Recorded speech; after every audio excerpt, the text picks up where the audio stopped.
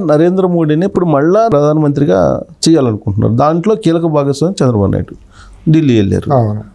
మరి ఇప్పుడు చంద్రబాబు నాయుడు గారి మూమెంట్ని ఎలా చూస్తారు? చూడటం అంటే నేనైతే మాత్రం ఆయనకు చాలా గొప్ప సువర్ణ అవకాశం వచ్చింది జీవితంలో.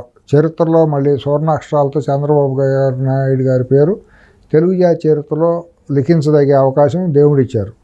ఆయన దాన్ని సద్వినియోగం చేసుకుంటే బాగుంటుందని భావిస్తున్నాను. నిన్నటి నుంచి కూడా మంచి అవకాశం వచ్చిందని.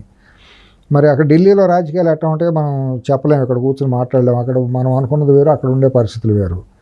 సామాన్యమైన దృష్టితో మనం ఆలోచిస్తే, ఒక సామాన్యుడిగా ఒక సామాన్య పౌరుడిగా మనం కనుక ఆలోచిస్తే, మొదటి నుంచి మనం అనుకుంది బీజేపీకి 225 సీట్లు మించి రావు అనేది నేను చాలాసార్లు చెప్పాను, అది అందరూ కూడా అన్నారు. అయితే ఇతను చాలా అవమానకరంగా దిగిపోవాల్సి వస్తుంది అనుకుంటే కొన్ని సంప్రదాయ వర్గాలు ఉంటాయి, జ్యోతిష్యుల పేరుతో, పండితుల పేరుతో, స్వామీజీలు, పీఠాధిపతుల పేరుతో, ఈ పరాన్నజీవులు, పారాసైట్స్ వర్గాలు కొన్ని ఉంటాయి. వీళ్ళు ఆ మతం పేరుతోనే బతకాలి. వీళ్ళందరూ దొంగ ప్రచారం చేసేసి ఆయన అపర కల్కి అవతారము, ఆయన దైవాంశ సంభూతుడు, 25 ఏళ్ళు ప్రధానమంత్రి అయిపోతాడు, ఈయన పేరు పురాణాల్లో కూడా ఉంది, నరేంద్రుడు వస్తాడు దేశాన్ని కాపాడుతాడు, అక్కడ పిచ్చి పిచ్చి వాగుడంతా వాగేసేసి ఇష్టానుసారంగా వాళ్ళ పైత్యాన్ని, వాళ్ళ వెర్బల్ డయోరియాని మొత్తాన్ని దేశం మీద కక్కేసేసారు. కక్కేసిన తర్వాత అది జనాలు మూడులు నమ్మారు. రాముడు అక్కడ విగ్రహం పేరుతో, అయోధ్య రామాలయం పేరుతో జనాలను వంచాలని చూశారు. అయోధ్యలో తలంబరాలని చెప్పి ఇక్కడ రేషన్ షాపులో బియ్యానికి పసుపు కలిపేసి జనాలను ముంచాలని చూశారు. వీళ్ళ పశు ప్రవృత్తిని, వీళ్ళ అజ్ఞానాన్ని సమాజం మీద రుద్ది మొత్తం మరో తాలిబాన్గా భారతదేశాన్ని తయారు చేయాలని చూశారు. అది నిజంగా రాముడు ఉన్నాడు, శ్రీరాముడు ఉన్నాడు. రే బాబు, నా పేరుతో మీరు చేసి నేను సహించను అన్నాడు. అడ్డుకట్ట వేసాడు. 240కి మిగిల్చాడు. అది ఎక్కువ ఇచ్చాడు. ఉదాహరణగా 15-20 సీట్లు పొరపాటున అది ఇచ్చాడు. అది కూడా ఇవ్వకుండా ఉండి ఇంకా బాగా పండగగా ఉండేది. 180 అట్టా చేసి ఉంటే. ఇవాళ మనకు వచ్చిన అవకాశం ఏంటంటేనండి, తెలుగుదేశానికి జనసేనకు వచ్చిన సీట్లు ప్లస్ నితీష్ కుమార్ గారు లాంటి వాళ్ళకి వచ్చిన సీట్లు తప్పించి వాళ్ళు ప్రభుత్వాన్ని ఏకపక్షంగా ఏర్పాటు చేయలేరు. ఇవాళ గత 10 ఏళ్ళుగా చేసిన నియంతృత్వ రాజ్యాంగేతర శక్తులుగా అప్రజాస్వామికంగా, ప్రజాస్వామ్య వ్యతిరేకంగా, చట్ట వ్యతిరేకంగా ఈ ప్రధానమైన రాజ్యాంగ వ్యవస్థల్లోనే కొన్ని వ్యవస్థలను వాడుకుని, ఇప్పుడు సిబిఐని, ఈడీని వీటిని వాడుకున్నారా, జ్యుడిషియరీని బెదిరించారా, అన్నీ చేశారా. చంద్రబాబు నాయుడు గారి మీద ఒక అవినీతి కేసు పెట్టారండి. పెడితే కేంద్రానికి తెలియకుండా పెట్టగలడా అటువంటి వ్యక్తి మీద? లండన్లో నేను వాళ్ళు చూసుకున్నారు, వాళ్ళే అరెస్ట్ చేయించారని చెప్పాడు. కానీ అది చెప్పొచ్చు, కానీ మనం నమ్ముతాం. ఇంగిత జ్ఞానం కలిగిన వాళ్ళం మనం నమ్మగలమా? చేసిన తర్వాత 53 రోజులు జైల్లో పెట్టారండి పిచ్చి కేసులో. నిజంగా అవినీతి జరిగితే రూపాయి జరిగినా మనం సమర్థించాం. తీసుకొచ్చి ఆధారం కనుక ఇదిగో పలానా రూపంగా చంద్రబాబు నాయుడు పలానా పథకంలోనో, పలానా కంపెనీలోనో, పలానా ప్రభుత్వ దీంట్లోనో అవినీతికి పాల్పడ్డాడు అని చెబితే ఎవరు ఆశీర్వదిస్తాం, ఎవరు మద్దతుతో ఇంటికి ఇస్తాము? నీ ముడి కింద 36 కేసులు పెట్టుకుని ఆధారాలతో సహా నీ కేసులు ఛార్జ్షీట్లు అయినాయి. చంద్రబాబు మీద పెట్టావు, బెయిల్ కూడా రాకుండా 53 రోజులు జైల్లో పెట్టావు. అది కూడా 36-46 ఉన్నాడు ఆయన. ఏది నిందితుడు అసలు ముందు వాళ్ళందరూ వదిలిపెట్టి A34గా పెట్టారు. పెట్టిన తర్వాత కోర్టుకి ఏమన్నా నువ్వు ఆధారాలు చూపించావా? పలానా దీంట్లో స్కిల్ డెవలప్మెంట్లో ఈయనకు ₹1 వచ్చింది, ఈయన మూలాన రాష్ట్రం నష్టపోయిందని అక్కడ చెప్పావా? ఇటువంటి దగ్గర ఏబి వెంకటేశ్వరరావు మీద కూడా పెట్టి కొనను పరికరాలు కొన్నట్టు పిచ్చి కేసు ఒకటి పెట్టి హింసించారు కదా, కులకోవడంలోనే కదా. చంద్రబాబు నాయుడు గారి దాకా వస్తే సుప్రీంకోర్టు దాకా కేసు వెళ్ళిందండి. సుప్రీంకోర్టులో అంత పనికిమాలిన వాళ్ళ జడ్జిలండి. ఇటువంటి కేసులు తేల్చలేక ఇద్దరు డిఫరెంట్ ఒపీనియన్స్ ఇస్తారా? వాళ్ళ విజ్ఞానాన్ని, వాళ్ళ స్థాయిని మనం ఏమో ఎట్లా అంచనా వేయాలి? వాయిదాల మీద వాయిదాలు వేసి, అనుకూలమైన వాయిదాలు వేసి, బ్లాక్మెయిలింగ్లు, బార్గెనింగ్లు చేసుకునే వాయిదాలు వేస్తారా? దీని వెనకాల మోడీ లేడని సమాజం అనుకుంటుందా? దేశం రామాలయంలో ఇచ్చిన తీర్పు వెనక బీజేపీ కానీ మోడీ కానీ లేరని అనుకుంటున్నారా సమాజం? రామాలయం జడ్జిమెంట్ మీద అంతా ఇదే కదా. అయోధ్య కేసులో కేసు వేసిందండి, మీరు ఇచ్చిన తీర్పు ఏంటి? మీరు నా పొలం ఈ సరిహద్దులు నాదే కాదా అంటే అది చెప్పకుండా వేరే చెప్పేసి నీది కాదు, అసలు ఆడదే కాదు, మాది మూడోది అని చెప్తాను. నీకెక్కడ ఉంది రైట్? ఏ రాజ్యాంగం ఒప్పుకుంది, ఏ చట్టాలు ఒప్పుకుంది, ఏ CrPC code, civil procedure code చెప్పింది సుప్రీంకోర్టుకి ఆ తీర్పు ఇవ్వమని? ప్రజలు గమనించరానా, మాట్లాడరానే? అదేమంటే కంటెంప్ట్ కేసెస్ బెదిరించేస్తామనే అది ఒకటి ఉందిగా. ఏం చేస్తారు? బెదిరితే 6 నెలలే కదా నువ్వు శిక్ష వేసేది. జస్టిస్ కర్నన్ అనే అతన్ని అన్యాయంగా అక్రమంగా అరెస్ట్ చేశారు కదా. జస్టిస్ కర్నన్ అని తమిళ ఆయన ప్రశ్నించినందుకు దేశద్రోహం కింద పెట్టారుగా. ప్రశ్నిస్తే సమాధానం చెప్పాలి డెమోక్రటిక్ వేలో. నీకేం సుప్రీమసీ రాజ్యాంగం మీకు ఇచ్చిన అధికారం ఏముంది? విశేషాధికారాలు ఏముంటాయి ఎక్సెప్ట్ కంటెంప్ట్ ఆఫ్ కోర్టు తప్పించి? రాహుల్ గాంధీది కూడా అంతే కదా. అంతే కదా. నువ్వు రాహుల్ గాంధీ అనే మనిషి పాపం ఆయన మోడీ అన్నది, మోడీ అంటే దొంగలంటే నువ్వు డిస్క్వాలిఫై చేస్తావా? ఇల్లు బీకేస్తావా? నిరాశ్రయం చేసి రోడ్డు మీద వేసేస్తావా? అంటే భావజాలం చూడండి. ఇక్కడ కేసీఆర్ ఏ రకంగా ప్రవర్తించేసి ఇక్కడ మన ధర్నా చౌకులు తీసేయటం, ప్రశ్నించే వాళ్ళందరినీ చేయటం. అక్కడ చంద్రబాబు నాయుడు ఇల్లు ముంచాలి, వరదలతో ఇల్లు ముంచేసి నిరాశ్రయం చేసి రోడ్డు మీద వేయాలి. నా మీద కేసు ఉంది కాబట్టి అందరికీ కేసు ఉండాలి. జైలు ఆ నెంబర్ 6093 అనేదో నాకేదో అందరూ అంటున్నారు కాబట్టి ఖైదీ నెంబర్ 60393 ఉంది కాబట్టి రాష్ట్రంలో అందరికి ఆధార్ కార్డు ఉన్నట్టు ప్రతి ఒక్కరికి కూడా ఒక నెంబర్ వేసేసామనుకోండి ఏదో కేసులో, నాకుందంటే నీకు ఉంది కదరా అని చెప్పుకోవడం కోసం అదొక సునకానందం. సునకానందం అది పైశాచికానందం పొందడం కోసం ఇవన్నీ గత 5 సంవత్సరాల నుంచి జరిగినాయండి. సుప్రీంకోర్టుకి వెళ్తే సుప్రీంకోర్టు ఏం తేల్చిందండి? ఇవాళ కూడా తేల్చలేదు కదా. తేల్చకుండా వ్యవస్థలను మేనేజ్ చేశాడు అనేది మనకు తెలిసిపోతుంది కదా. ఈ పరిస్థితుల్లో చంద్రబాబు నాయుడు గారికి వచ్చిన సువర్ణ అవకాశాన్ని దృష్టిలో పెట్టుకుని ఆయన కనుక ఇవాళ రేపు 8వ తారీఖు ముహూర్తాలుగా వాళ్ళు చేసుకుంటున్నారని టీవీలో చూస్తున్నాం. ఇవాళ కూడా టైం ఉంది కాబట్టి లాస్ట్ మినిట్ కూడా చేయగలరు. ఒక అల్టిమేటం ఇచ్చి without Modi and Amit Shah we can give support, otherwise we will rethink అని కనుక వీళ్ళు ఒక అల్టిమేటం ఇస్తే బీజేపీలో సగం మంది పైగా ఎంపీలు అందరూ నాయకులు, ముఖ్య నాయకులు అందరూ కూడా చంద్రబాబుని హర్షిస్తారు, కీర్తిస్తారు. నీతోనే మేము ఉన్నాం అంటారు. ఆర్ఎస్ఎస్లో కూడా ఇవాళ చెప్పుకోలేక గొంతులో మంచి బయట పడలేక రకరకాల ఇబ్బందులు పడుతున్నారు. సగం మంది నాయకులు ఉన్నారు ఇతను మోడీని వ్యతిరేకించేవాళ్ళు, అతని చర్యలను వ్యతిరేకించేవాళ్ళు. వాళ్ళందరూ కూడా వాయిస్ వస్తుంది. ఇవాళ ఈయన కనుక ఆ చర్య తీసుకుంటే నితిన్ గడ్కరీ గారినో లేకపోతే యోగి ఆదిత్యనాథ్ గారినో ఇంకెవరినో రాజ్నాథ్ సింగ్ గారిని ఎవరినైనా పెట్టచ్చు. మహనీయులు గొప్ప వాళ్ళు చాలా మంది. చంద్రబాబు నాయుడు గారి నుంచి మీకు బాగా తెలుసు కదా, ఆ సాహసం చేస్తారా? చేయలేరు. చేస్తే అని అంటున్నాం, అందుకే చేస్తే అంటున్నాం. హైపోథెటిక్గా తప్పించి ఆయన చేయగలరని మనం అనలేము. ఆయన కూడా కంపల్షన్స్ ఉంటాయి కదా కొన్ని పొలిటికల్గా. ఢిల్లీలో ఏ ఉంటాయి, ఆయనకుండే సలహాదారులు ఉంటారు, ఆయన మీద కొన్ని ప్రెజర్స్ ఉంటాయి, ఆయన మిస్లీడ్ చేసేవాళ్ళు కొన్ని శక్తులు బయట ఉంటాయి. ఎన్ని రకరకాలు మనం చూసినాయే కదా.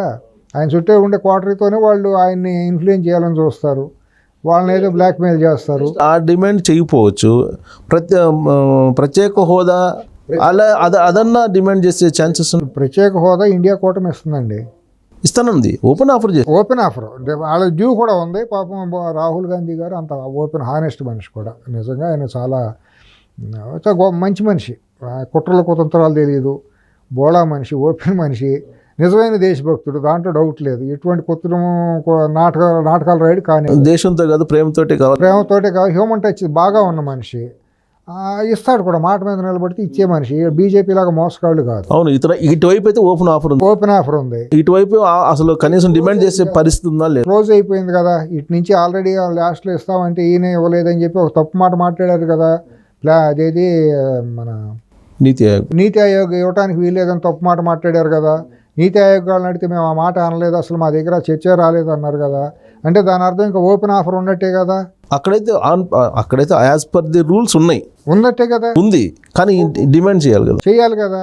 ఇప్పుడు అది చేసి కనుక నాకు ఇస్తావా లేదా, నా ఆంధ్ర రాష్ట్రం నాకు ప్రత్యేక హోదా ఇచ్చి నా అమరావతిని, నా పోలవరాన్ని కట్టుకోవడానికి నాకు పూర్తి మద్దతు ఇస్తే నేను ఆలోచిస్తాను. నువ్వు మోడీనే పెట్టుకుంటావో కేడీనే పెట్టుకుంటావో నాకు అవసరం లేదంటే సచ్చినట్టు ఇవ్వాలి.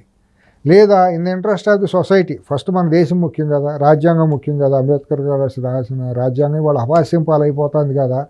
రాజ్యాంగం బాగుంటేనే మోడీ, మన చంద్రబాబు గారు బాగుంటారు, న్యాయ వ్యవస్థ బాగుంటుంది, మనం కూడా బాగుంటాం.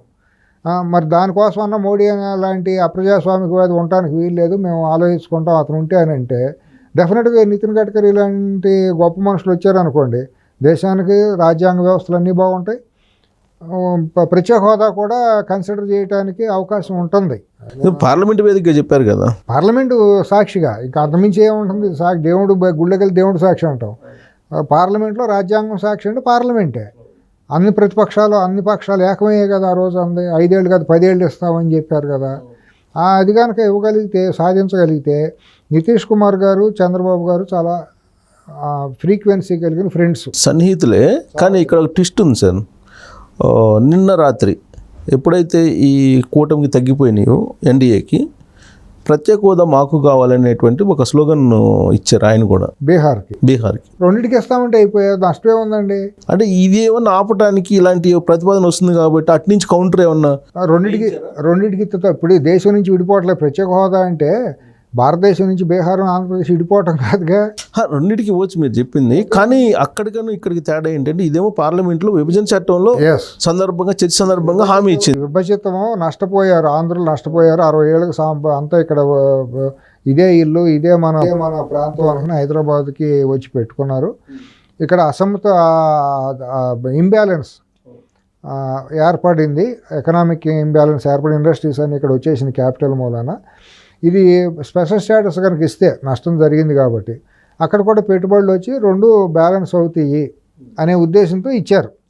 అంతే తప్పించి వేరే ఇదేం దాంట్లో ఏమీ మెర్సీ ఏం కాదు అది. సార్ ఇప్పుడు ప్రత్యేక హోదా వచ్చేటప్పటికి యాక్చువల్గా నాకున్న ఒక అనుమానం ఏంటంటే, ఒకవేళ ఆంధ్రప్రదేశ్కి ఇవ్వడానికి ఇష్టం లేక నితీష్ కుమార్ చేత డిమాండ్ చేయించారేమో అనేది ఒకటి ఉంది. ఇప్పుడు అది చంద్రబాబు నాయుడు గారు అది వచ్చే పరిస్థితి ఉందంటారా? అంటే నితీష్ కుమార్ గారు ఎంతవరకు మోడీ క్లచెస్లో ఉన్నాడు అనేది కూడా ఒక సందేహం.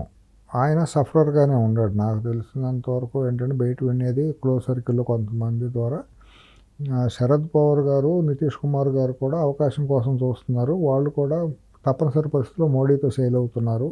బ్లాక్మెయిల్కి, ఈడీ ఐటీ దాడులకి భయపడి అనేది ఒకటి ఉంది.